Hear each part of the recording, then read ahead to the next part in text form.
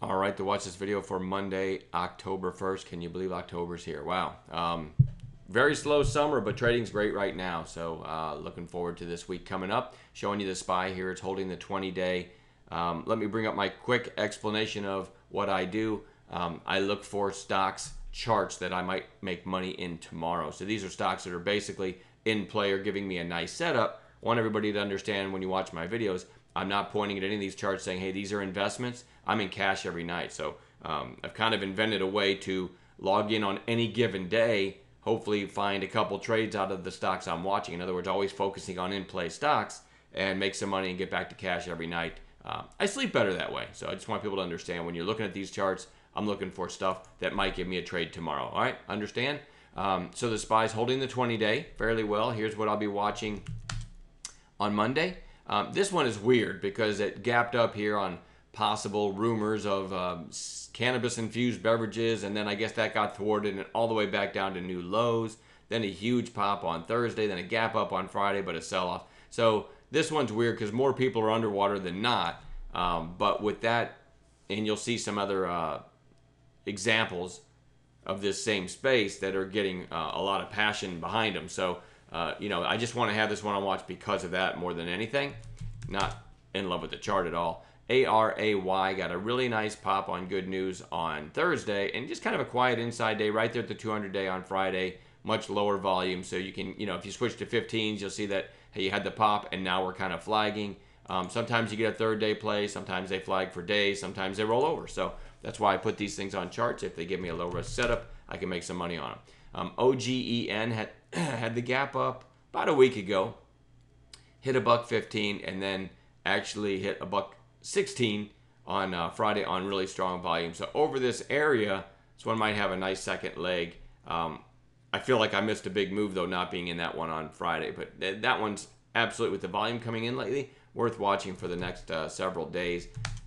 CRMD, I never want to teach people to chase, and this chart, normally I wouldn't even have it on watch because, this is a huge move that it's made over the past couple weeks.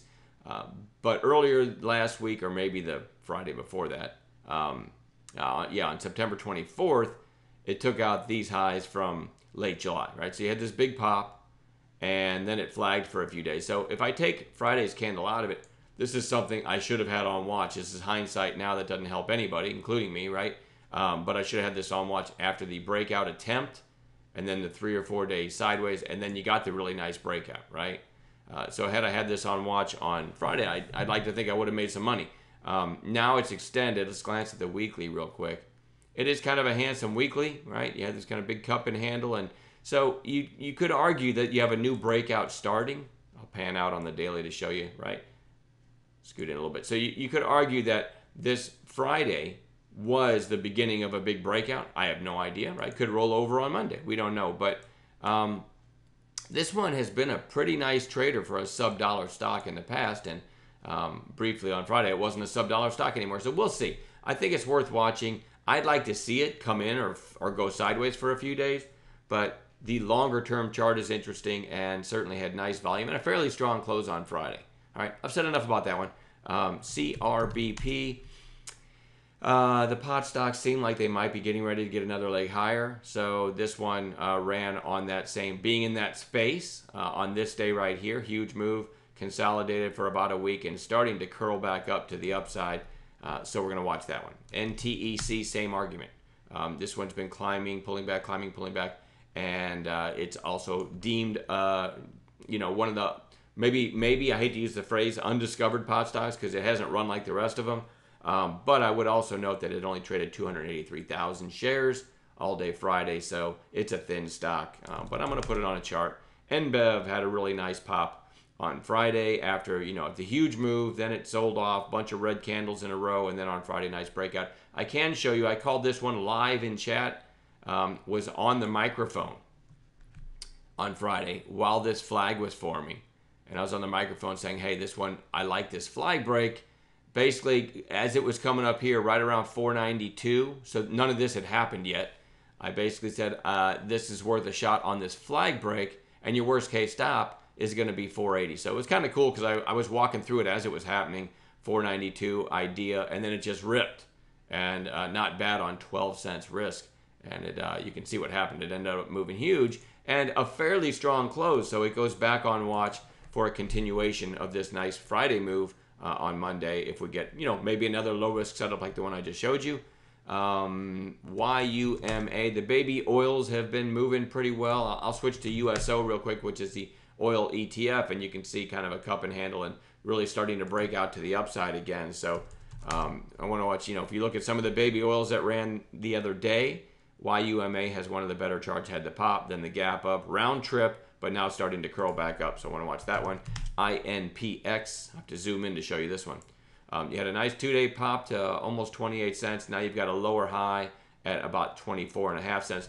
Again, you've heard me say this a million times. I'm not a big fan of anything under 50 cents. And really between 50 cents and $1, I'm still not a fan, but I like those more than anything under 50 cents. Having said that, chart-wise, this doesn't look bad. The pop, the lower high, so you sort of have a little cup and handle for me. Certainly over 25 cents is interesting, but not in love with this one. All right, NIO. Maybe of all these, you had this huge move after the IPO, right? Then a pullback, then a nice bounce, and now you had like 5, 6, 7 red days in a row. Maybe it found equilibrium and is ready to turn back up on Friday. All right, you have, instead of all these red candles, you have kind of whatever they call this, a doji candle. I don't know. I don't know the phraseology, the terminology behind Japanese candlesticks. But the way I look at it is, it basically closed where it opened. And maybe now it's getting ready to turn back up after putting in a lower low there. So I think that one's worth watching. A Chinese recent IPO electric car company, right? I typed that one wrong. EARS, again, another under 50 cent stock, but I like the daily chart. You had this big volume pop back here that went to 45 cents. Then it put in a lower high. Looked like it was rolling over and then took out this lower high, at least briefly, on Friday, closing fairly strong. So this is maybe poised for a big breakout. I definitely like the chart. And then DCIX. I wanted to throw one shipper on watch, and this one is a fairly decent chart. I think it's a pretty low float. Tried to pop here, right back down, then a stronger move here, and it's kind of coiling and looks like it's starting to curl back up. And Dry Ships is pretty strong. Dry Ships is kind of doing a slow, steady climb. So I kind of think the shippers are worth watching, and I've chosen DCIX as one to watch just because it's coiled. And keep your eyes on it. Dry Ships is kind of leading that, I don't want to say leading the charge, but leading that potential new move in the shippers. And so if Dry Ships gets busy to the upside, DCIX is certainly one I would look for to maybe break out of this coiled pattern. Not in love with it. There should be plenty to trade right there, and then we're going to add some gappers in the pre-market on Monday morning. So there'll be plenty to trade on Monday. I'm going to leave it at that. Enjoy the rest of your weekend, and we'll see everybody in the chat room on Monday.